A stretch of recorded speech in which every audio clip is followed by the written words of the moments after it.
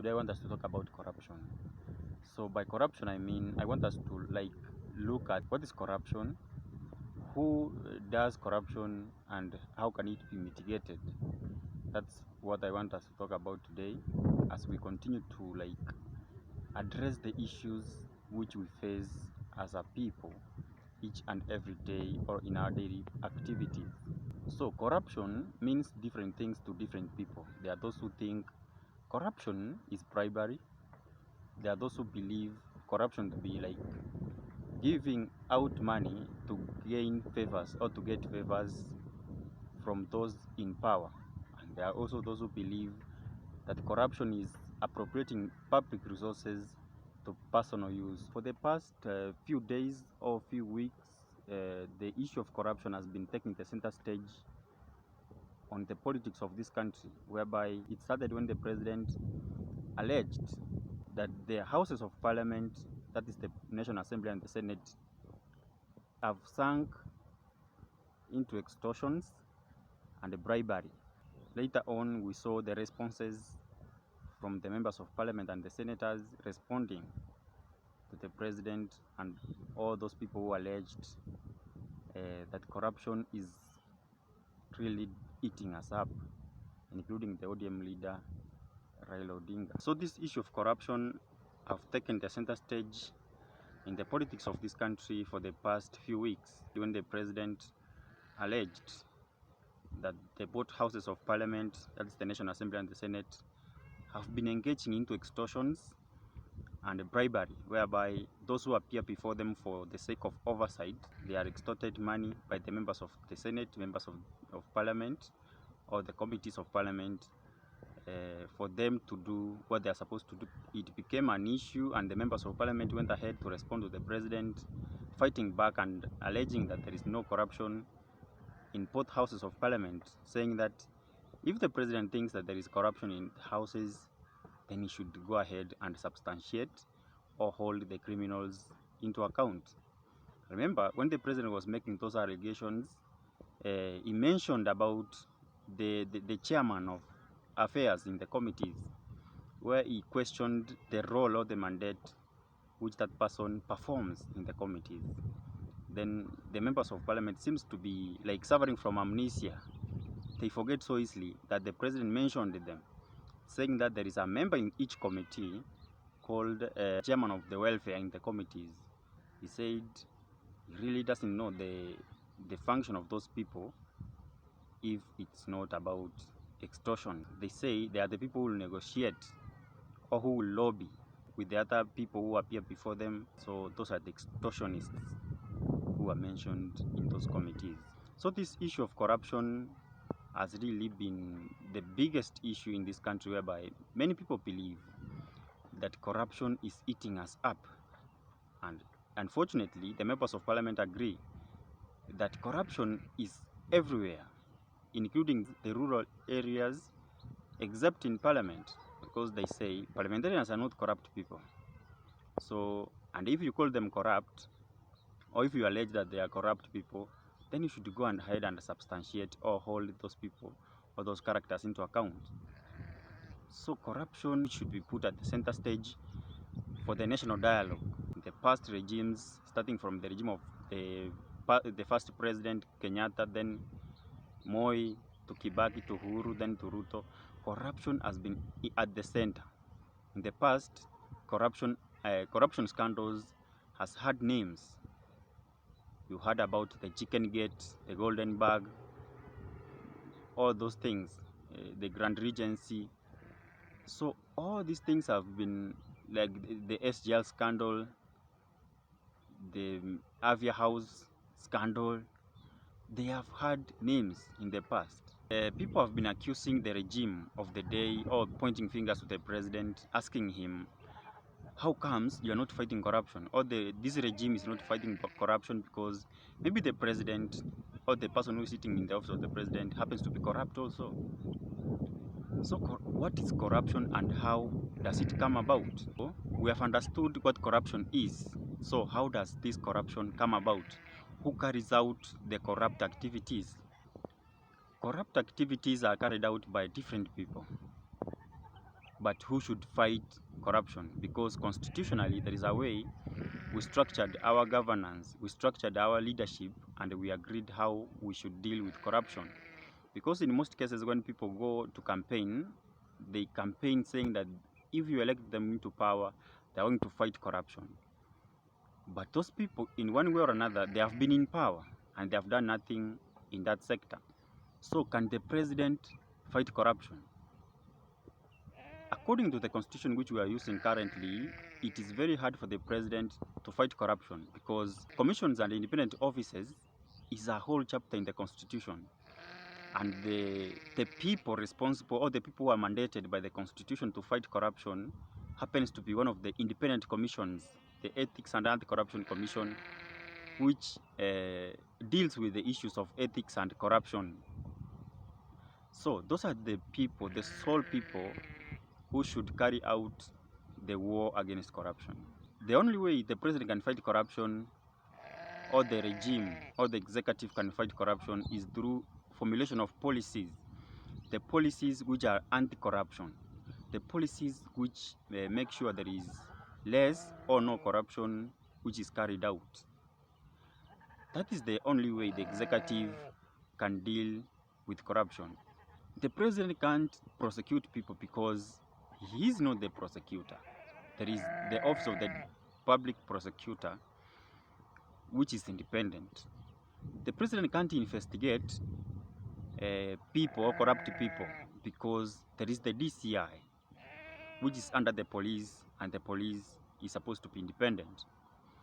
There is also the DPP, the office of the DPP, there is the office of the EACC. The president can't be the officer in charge or the director of the Ethics and Anti-Corruption Commission. So all these things become so hard for the president or the person holding the office of the president to fight corruption directly by prosecuting people in court. So the only way they can do that, or the executive can fight corruption, is through the formulation of policies which are anti-corruption, which are anti-corrupt. For example, the issue of the controversial issue about e-procurement. That's one way in which you can seal the loopholes where money leaks into people's pockets. We can all agree it's a progressive kind of a policy which is being developed by this regime to try and minimize or reduce the corrupt activities or the issues around corruption. But now you have seen people coming out, raising up their hands, saying no to e-procurement. When things are done electronically, that is the only way you can reduce leakage of public funds into people's pockets. You have seen now, after the Treasury, the National Treasury has launched or has asked all the government departments, including the county governments, to do all the activities of procurement electronically.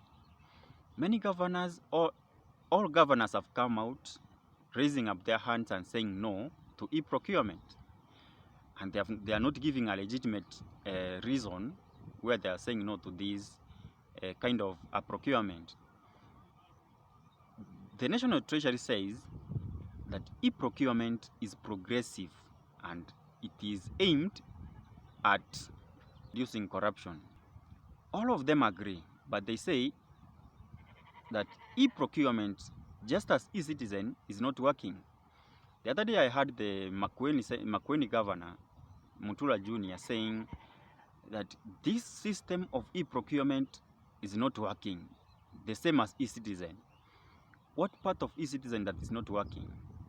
That person is not telling us which part of e-citizen that is not working.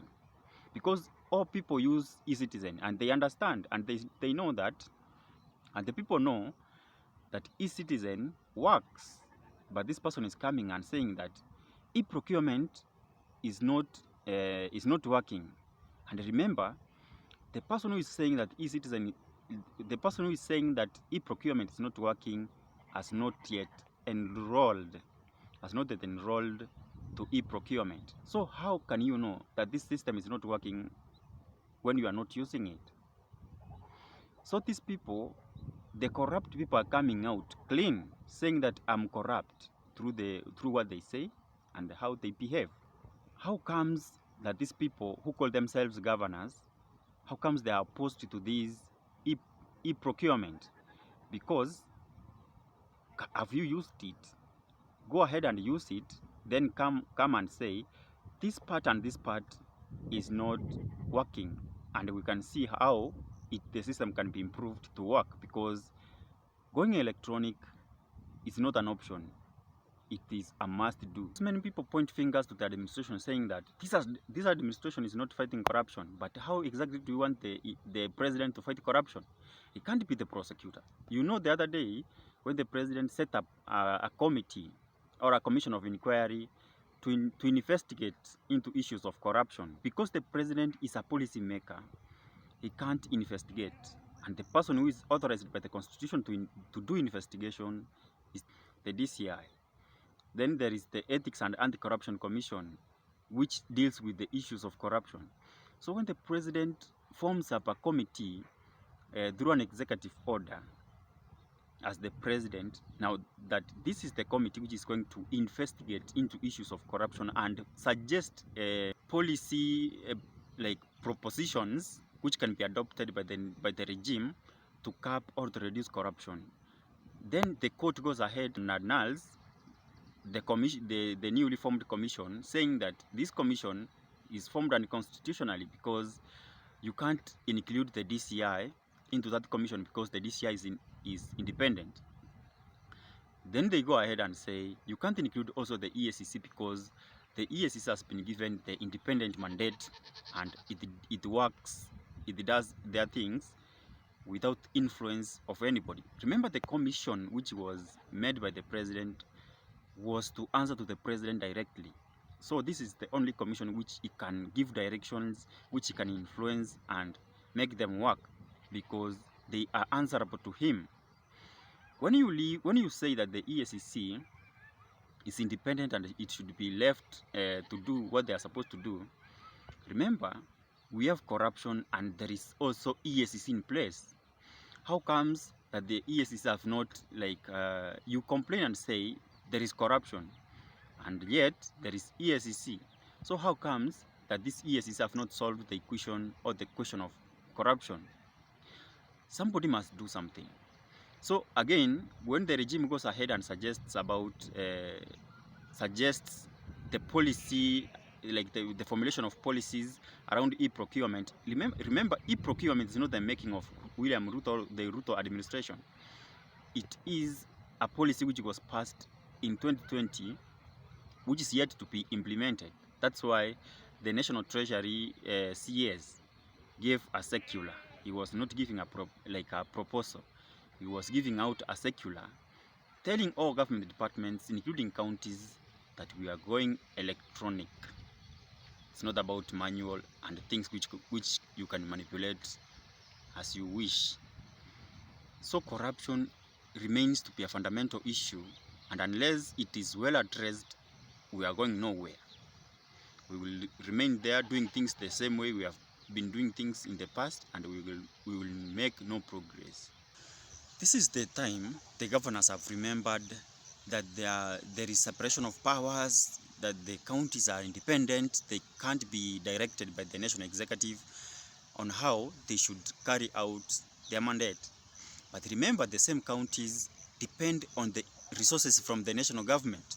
You hear each and every time saying that the national government have not dispersed our money, that's why the things are not working in the counties. Then you want them to give you the money and not hold you into account.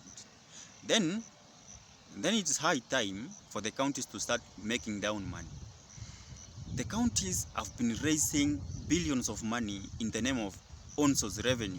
This is the money which they keep on misappropriating, which they keep on misusing and squandering.